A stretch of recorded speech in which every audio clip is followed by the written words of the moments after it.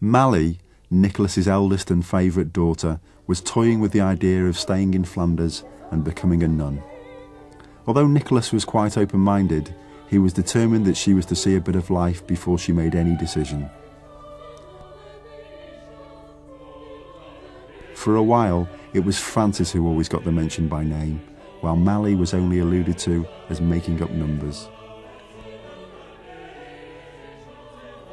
Perhaps as a bribe, the girls were treated to a shopping spree in London, where their father paid out a staggering £177, 7 shillings and 7 pence halfpenny for the finest silk dresses and apparel imaginable.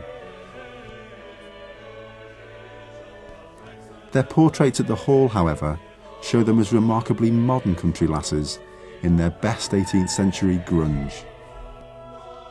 Back home, Mally was shaken out of her girlish infatuation with the veil and married John Coppinger, settling in Liverpool.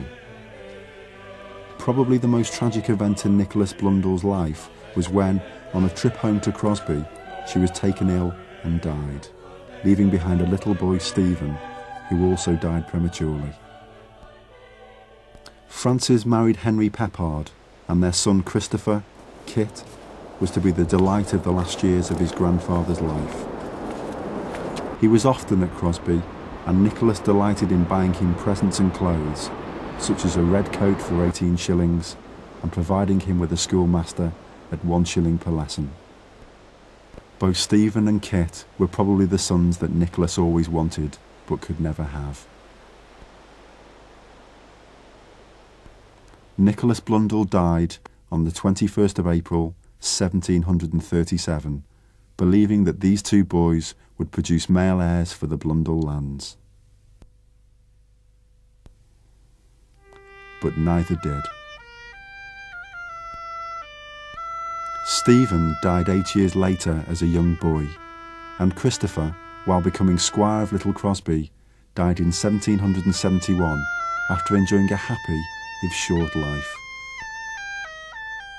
It was left to Kit's younger brother Henry, the son of Francis and Henry Peppard, who in 1772 assumed the name and the arms of Blundell, and produced the line of Blundell who lived through the 19th and 20th centuries in happier and more peaceful times. Mark Francis Blundell, the present Squire, can boast that his family have dwelt on the same lands for almost 1,000 years.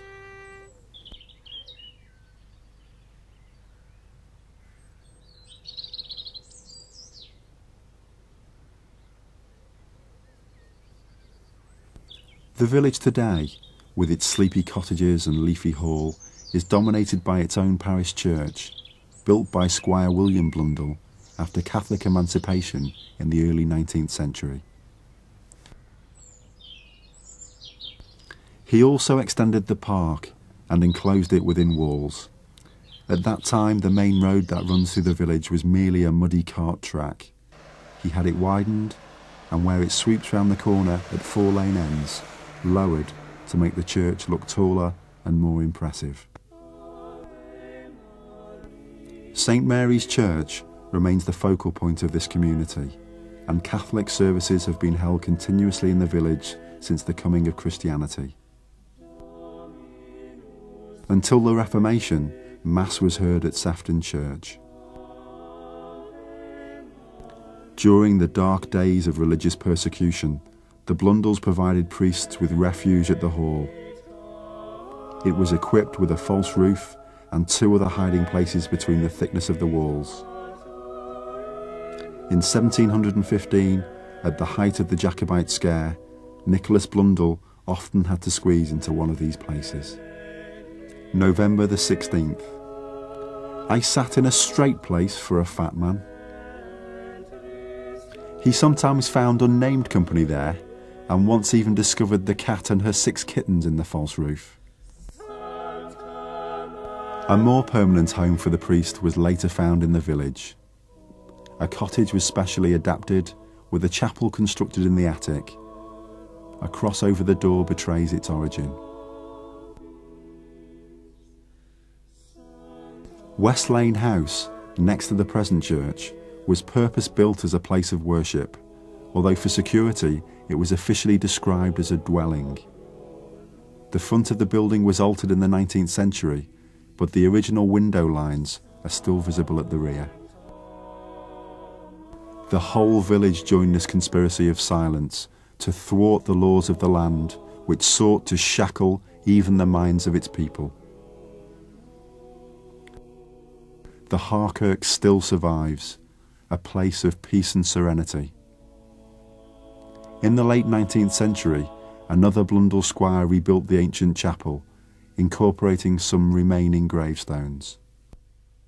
There are no ghosts here, except perhaps the Cavalier, who is said by locals to wander the woods and fields. Maybe he's still looking for his hoard of coins.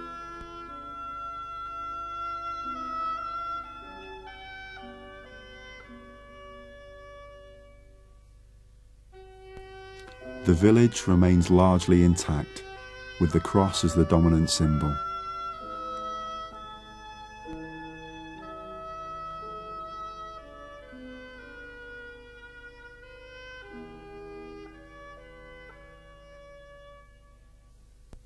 The village school, belonging to the church, is oversubscribed and a model of modern educational practice. Across the fields at Ince, the family of Blundells became the Weld Blundells and moved to another home at Lulworth Castle. The magnificent hall, with its Greek and Roman temples, is now a nursing home run by the Augustinian sisters. Its former chapel, dedicated to the Holy Family, is now the parish church of Ince Blundell. In nearby Liverpool, another Blundell family founded the Bluecoat School in 1708.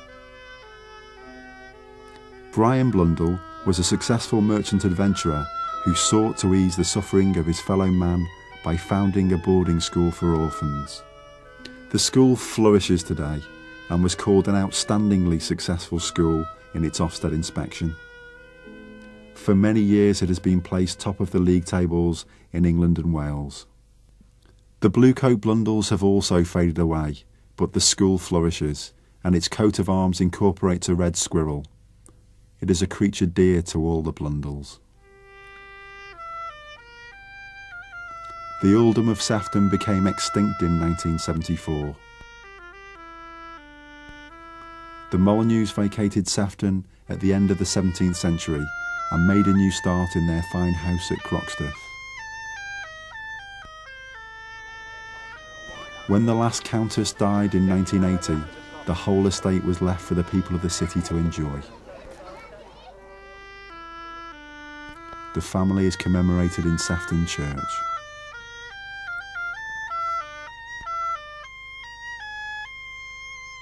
One recent innovation is the village museum, the brainchild of Bob Wright, whose family has lived in Little Crosby for generations. Here, the implements and ways of times gone by are carefully preserved. Bob's main job is as warden of the highly successful Chet Centre, the Crosby Hall Educational Trust. The village and estate is not just a fossil of the past, but a shining example of the future. It is the brainchild of Mark Blundell, present Squire, and was realised by Christopher David. Officially opened by Her Royal Highness Princess Margaret in 1992, it was the result of many years' hard work and fundraising. The former home farm buildings were sympathetically converted and extended for modern educational needs.